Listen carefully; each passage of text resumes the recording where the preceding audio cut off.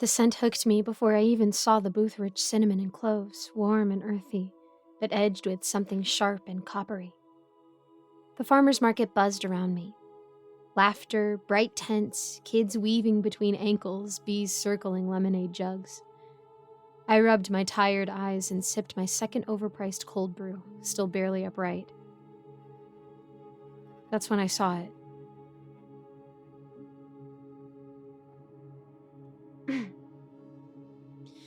Tucked between two booths stood a crooked wooden table. A hand-painted banner stretched across the front, reading in deep red, "Free samples.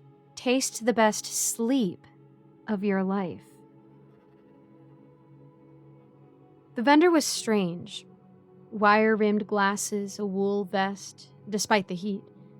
And his smile. Gosh, that smile was broad and unnatural, like it had been carved there. A velvet tray sat before him, holding dark, square cubes.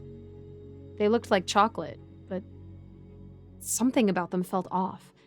They were arranged like tiny pillows waiting to be slept on. I hadn't gotten more than a few hours of sleep in days. My eyelids felt like they were dragging stones.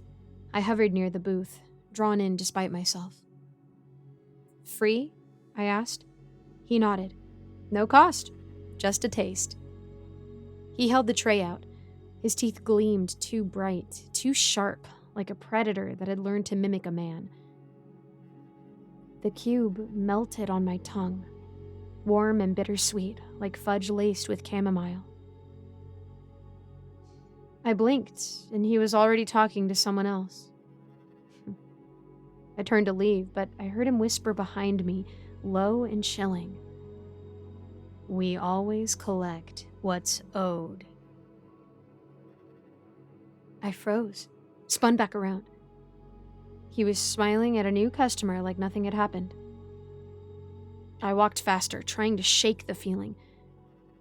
But those words clung to me like static.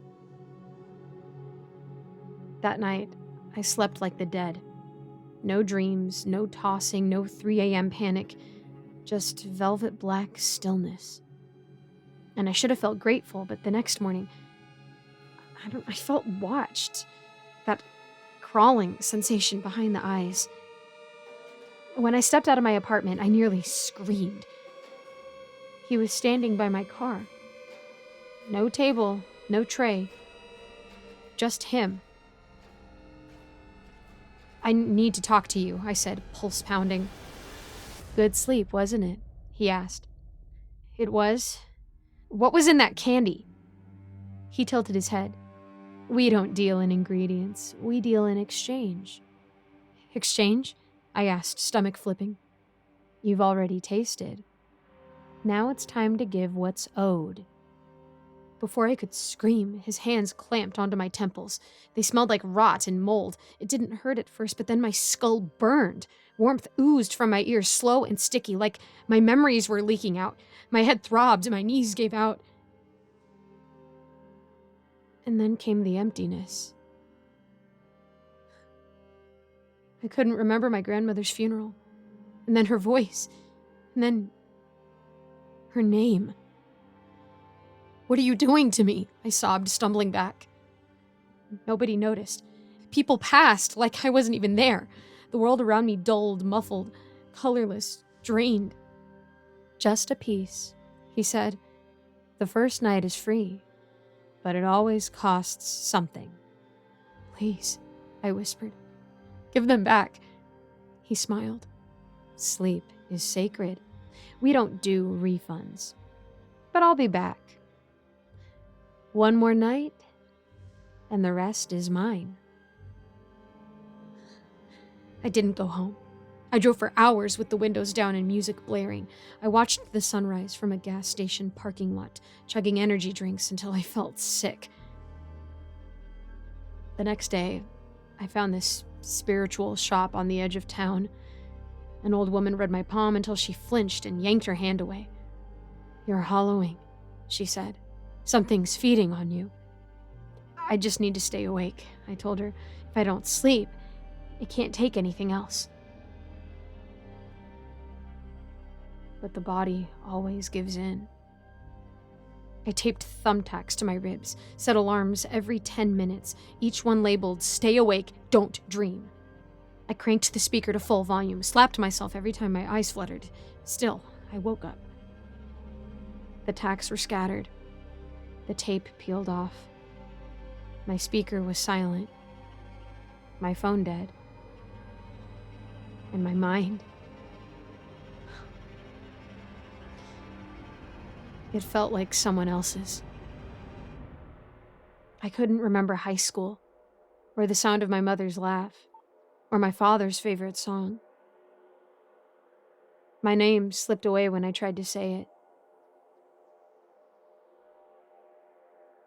Another velvet cube was waiting on my nightstand. I didn't sleep for 3 more days. I drank caffeine until my hands trembled, screamed at mirrors, begged anything out there to spare what was left of me. Eventually, I collapsed. When my eyes opened, I wasn't me anymore. I didn't cry. I didn't shake. I didn't run. I stood still. I didn't answer calls. Didn't show up to work. My landlord eventually filed a report. The apartment was just as I'd left it. Quiet, calm, and watched over by a velvet tray on the nightstand. One final cube, untouched. But I didn't eat it. I didn't need to. Sometimes, I wonder how I even remember any of this. Pieces come and go like faces in fog. I try to hold on to them, but they slip through.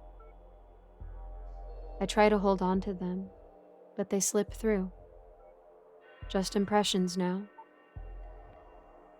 I think I wrote this down to remember, or maybe to warn myself. Or maybe it's not me writing anymore. Just whatever's left.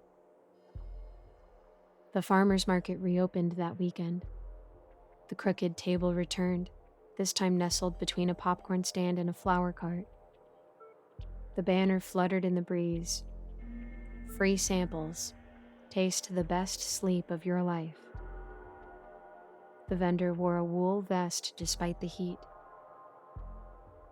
My smile was wide and practiced.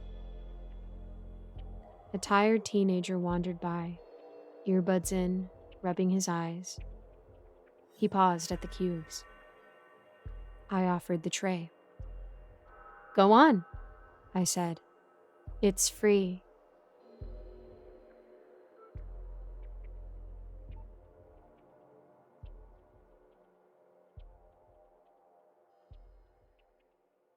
Thank you so much for making it to the end of this video. A quick shout out to my patrons, Old Penguin, Rinku Star, Melissa Perez, Icy Narrates, Seven Cities Journalist, Cupcake Hips, Eric Cifuentes, Alonso, Austin My Love, Ellie Hutmeyer, Jesse Hartley, Lawrence Wallen, Mr. Sankofa, and William Hartley. I always try to link a different charity in the description, so go ahead and check that out. I'm also going to start having more things on my Patreon soon, so keep your eyes peeled. And as always, I'd love to know how I can be praying for you, so go ahead and drop a comment and let me know how I can do that. Thank you so much, and I hope to see you in the next video.